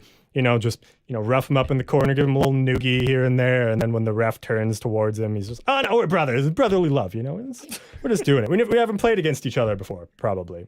I'm assuming they might have met before in the NHL. I don't know. But it's the whole game within the game sort of thing. So you know what? We claim him. We put him in for one NHL game, and then we just toss him back to the AHL. Maybe he gets claimed again. I don't know. Who knows? But yeah, that's my big brain conspiracy theory right there. Sure. Let's go with that. Okay. So with that in mind, what do you think is going to happen? I don't know. I think with the power of the older Megna, we, might do all. Well, I thought you meant like what's going to happen with Megna. I'm like, he's going to get put on the top line. He's a fucking steal, apparently. Jeez. Sorry, I'm being very cynical. You're being very rude. I'm sure that Megna is a nice guy. Oh, you were crackling. Yeah, dude. Hold up. What is going on in the House of Commons? All right. I got it here now, I guess, for a quick moment. So let's pull up daily face off here, and we'll take a look at the San Jose Sharks line combinations just to refresh ourselves because we haven't seen them in a few weeks after beating them in back-to-back shutouts. Trevor Zegras pulling off the exact same move that he loves to pull. So yeah, let's take a look at what we got right now. So top line of the San Jose Sharks, Thomas Hertl with Kevin LeBlanc and Timo Meier, who might be on the market. I think I was seeing something about that. Logan Couture, Alexander Barabanov, and Nick Bonino on the second. Nico Sturm, Evgeny Sveshnikov, and Luke Kunin on the third line. And then CJ Seuss, Johan Gajovic. I'm totally butchering that name.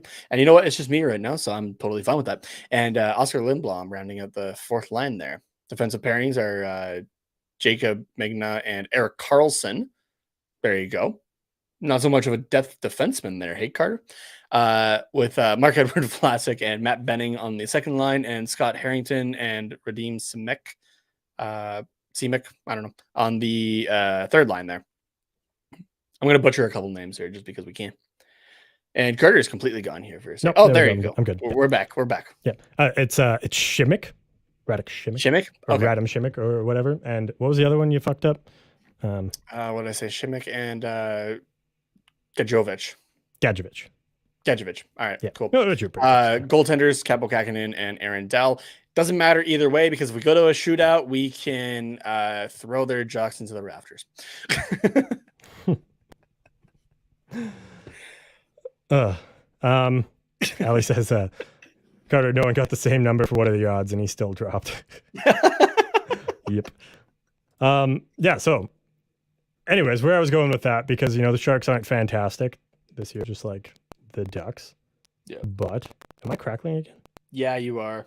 Is it only a screen share thing? I don't know. That'd be weird. You were earlier, but not like near as bad. Yeah. I just restarted the program I used, so. Oh, yeah, you were crackling hard, my dude.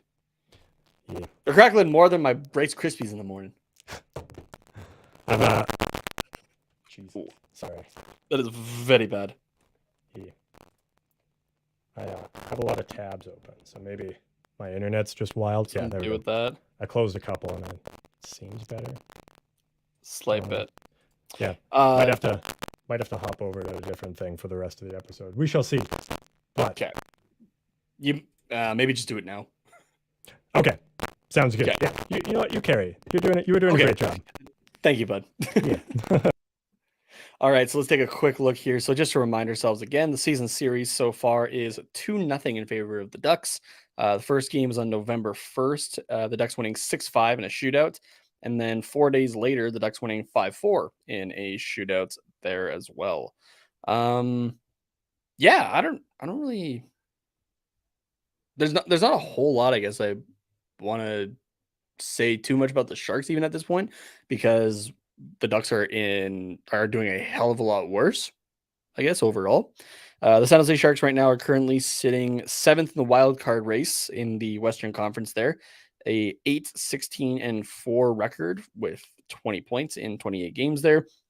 Your Anaheim Ducks currently 7-17-3 with 17 points. So 3-point difference there between the two. But man, the goal differential is just wild. The Sharks at a -21. All right, not great, but wait for this. The Anaheim Ducks at a -45 currently. Oof. Absolutely rough.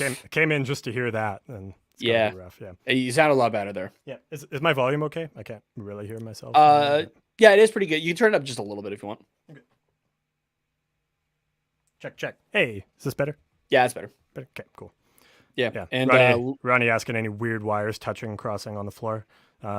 I don't know. I've got like a rat chewing on my mic cable, but I figured it. You know what? He's hungry. I should just let him eat. Yeah. Yeah. No, I don't know what that is. It's like my setup's the same. I literally just changed. Maybe you just need a new cable. No, because I'm still using the same cable, and it seems fine. Oh, I just closed a couple things on my like closed what I usually run my mic through, so that I can hear myself and do some processing. But yeah, it's weird. I don't know. Well, we'll see. I'll play around with it later, anyways. But. Yeah. Anyway, the San Jose Sharks, 28th in the league. Your Anaheim Ducks, 32nd. So I said I wasn't going to shit too much on the San Jose Sharks because they are still doing better than us. I mean, everybody's doing better than us, but I don't know. Recency bias. I feel like it's got to go the Sharks one way at some point this season, but maybe I'm gonna ride the high a little bit on the Ducks beating San Jose there, going for win 8, and it's not going to be a regulation win. You know that's not going to happen. Yeah. I'm gonna take a look at what we're going. Okay, so it has to be a 1-goal game because we're going to extra minutes. Dude. I'm going to say it just continues to go down by a goal each. I'm going to go, what's that? 4-3 in favor of Anaheim. 4-3. Yeah. In favor of the Ducks. Sounds good. Yeah, like I said, I also think it's going to be a win, mostly because we got the power of the older brother, Jayson? Yeah. Right? We got Jayson. Yeah. Jayson Megna. I'm going to say, because overtime, 3-2. No. 5-4. 5-4. All right. Honestly, has that not been the score the last? That was the second one. That was the second one. Yeah. What was the? Yeah. Oh, and the 6-5 was the first one. 6-5. Yeah. Yeah. Okay. So that's why I said 4-3 because it's just gonna continue to go down by 1 for each team. Yeah. No, I like the 5-4 here, so that's what I'm going with. Okay. Just the one upcoming game, hey? Yep, just the one. Cool. There it is. An intermediary joke before we get to the next segment here. Which side of a duck has the most feathers? What side? The outside. Oh, now my keyboard doesn't work because damn it! Because the thing was being all crackly. Damn it! Damn. Oh, that means we don't have intro music or outro music. Oh wait, no, we do. It's it's hooked up through here. We're all good. That's back up. So. All right, quick goals update, and then we can go back to the Star Wars discussion, I guess. Yeah. So yeah, goals update. Lost to the Colorado Eagles 3-1. Lost to the Calgary Wranglers 7-3. Another loss to the Calgary Wranglers. Oh God, and I have to say this 2 more times too. 6-0 loss there. So say Calgary like you're from the area. God damn it. I was trying, and then it got all weird. So. 6-0 there. And then, if that was not enough for us, December 9th, which is this upcoming Friday, the Gulls will be in Calgary to play the Wranglers again. And then also, home game against the Calgary Wranglers on the 11th. Before going to... Both are in Calgary. Yes. Did I say home game? Yeah. Yeah. I think I said traveling to Calgary for a home game. I think that's what or at least that's... Gotcha. I don't know. I don't know what I said, but yes. I just didn't want to confuse Allie because she has season tickets. Yes. Right. It's a Calgary. There's a game on Sunday. Goes to the rink. They're not here. What the fuck? Yeah. And then they'll also be going to Abbotsford to play the Canucks, the Abbotsford Canucks, obviously, on December 14th. Yeah. So next Wednesday. Yeah, 4 games in a row against the Wranglers, who I believe are top of, or close to the top of the division. I think maybe they're behind the Silver Knights. Is that right? No, they'd be behind the Eagles if anybody. Oh, okay. For the in the division there, the Silver Knights are ahead of us now. However, as the San Diego Gulls fall to 10th out of 10 teams in the Pacific Division with a 6-16-0 record, just trying to be like Big Brother, just trying their best. Except they don't get Bedard.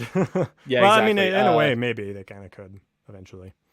No, because there's the CHL, AHL. No, eventually. Oh, gotcha. Yeah.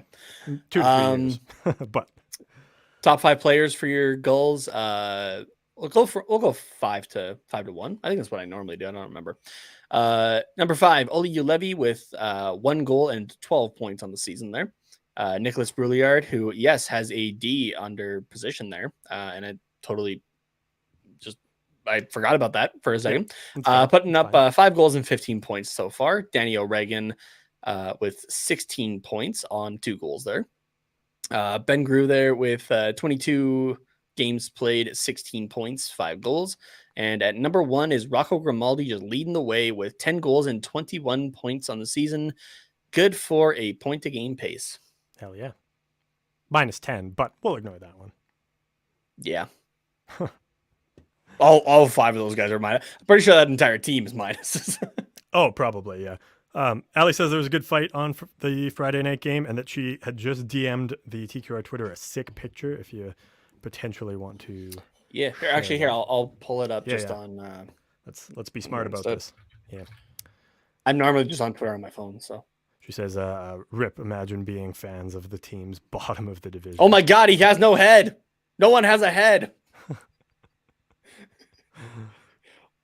Where is it here?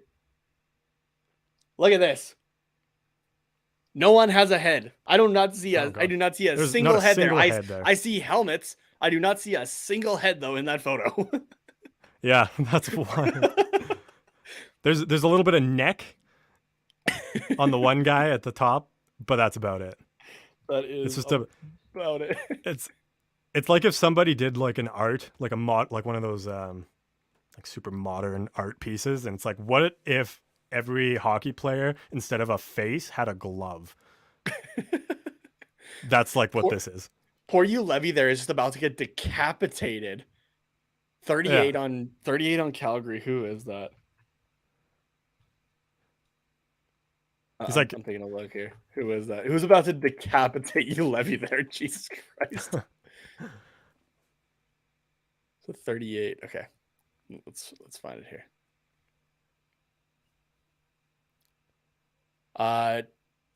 Nicholas Milosh. Oh yeah, Nicholas Milosh. Yeah. Okay. Nate, I know you won't understand this, but it gives me flashes of the Red Wedding from Game of Thrones.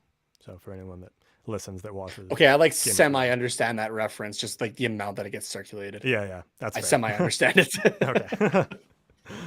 But yeah, I'll just. That is an amazing picture, though. That is good. So thank you for sharing that, Allie. That's good stuff. And credit to whoever's at the bottom left there. Andy Hayt. Hayt. Okay. Cool. Yeah, and then as we were teasing at the beginning of the episode about being, or not beginning, but earlier in the episode about being excited that Regenda was sent down, that is because we will get to see our first live Gulls game up in Calgary on December the 9th. We will be on Friday attending that one. So yeah. Yeah, so we are gonna miss the we're gonna miss the Ducks and Sharks. I guess that is the same night. Yeah. And the Sharks and Ducks are at 8:00. So we'll catch the end of it. We'll be able to watch or listen to that on the drive home or something. But yeah, exactly. I don't know. Maybe I just live tweet the Gulls game that night and just confuse the hell out of everybody for a split second.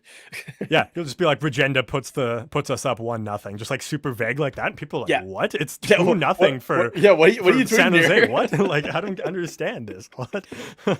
Yeah, for us, I guess Anaheim San Jose is at 8 like Mountain time. Yeah. So our Gulls and Wranglers game starts at 7 local time. Yeah. So yeah, we can catch the third period. Yeah, Regenda puts the Gulls Regenda puts us up 1-0 over Calgary. Everyone's like, we're playing the Sharks tonight, not for another hour, you dumb fuck. What are you tweeting here? Yeah.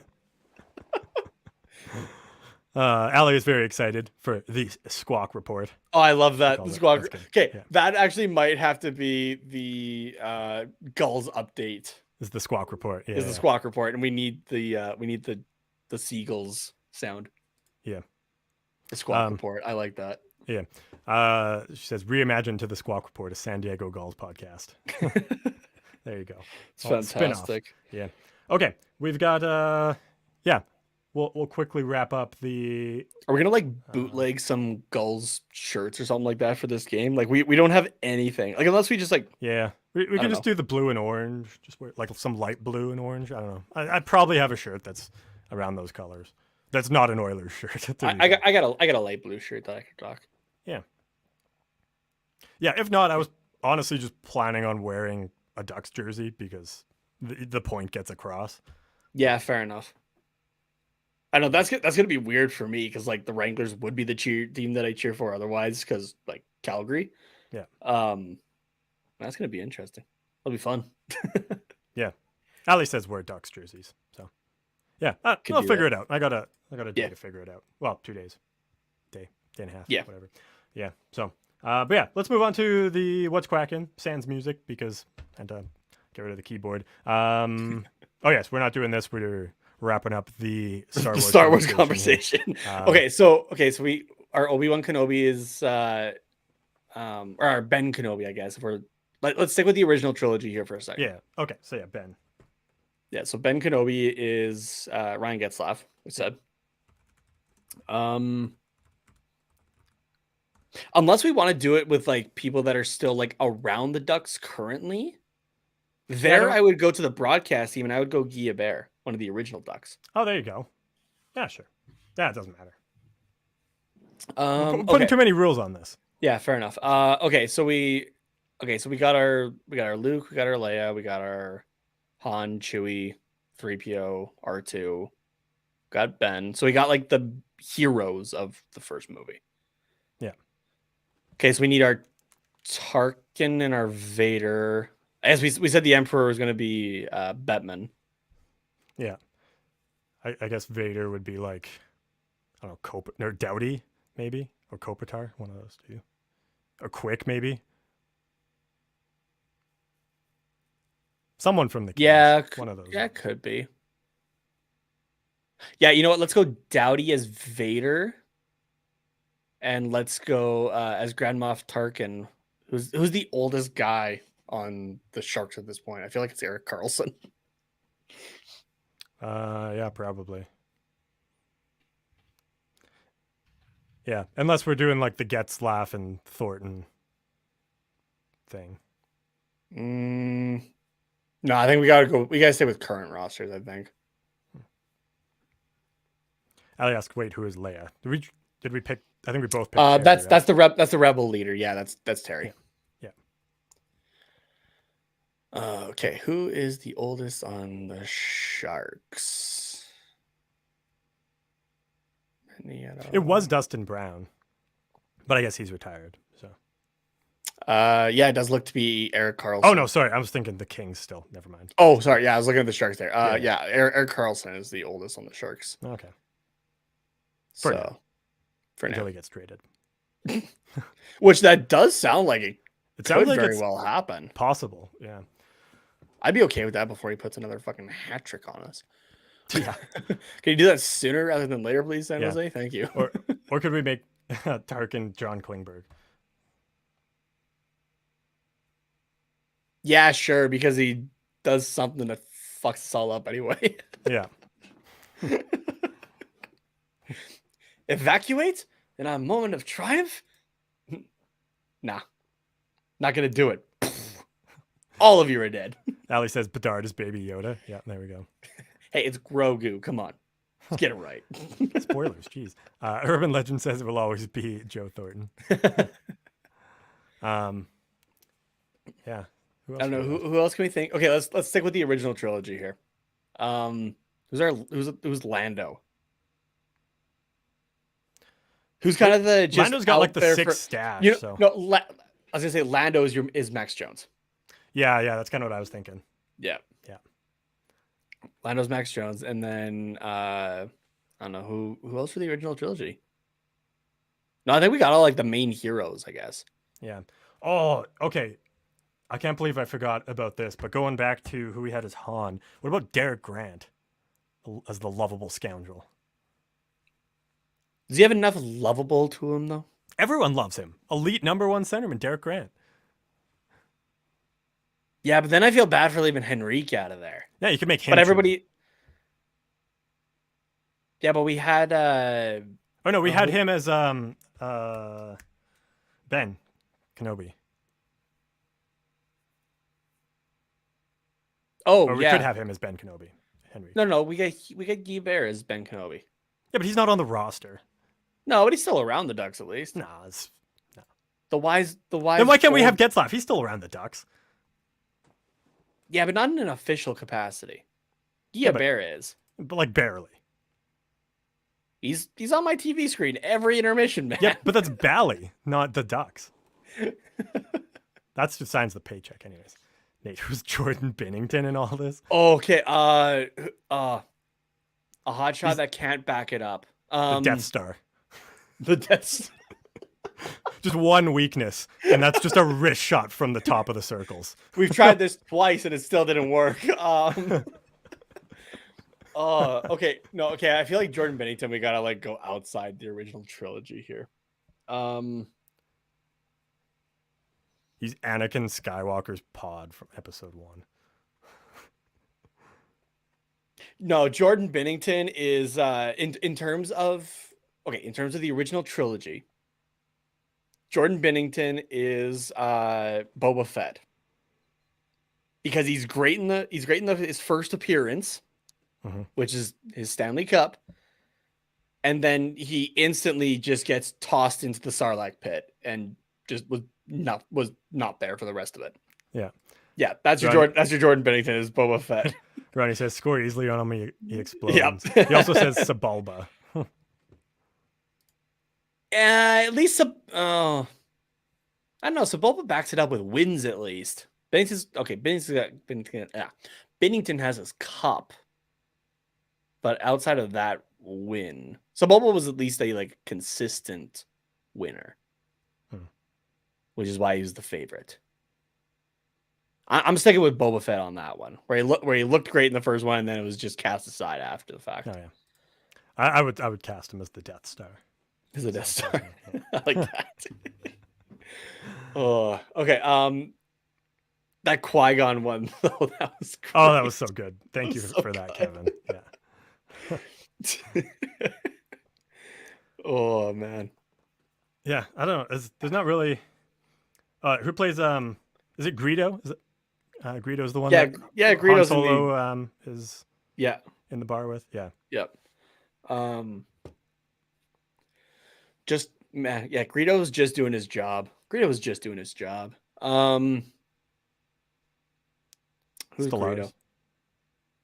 Stellaris, yeah, just doing his job, and getting roasted while he does it. Yeah. Last few games, especially. Yeah. Okay, let's think of one more. I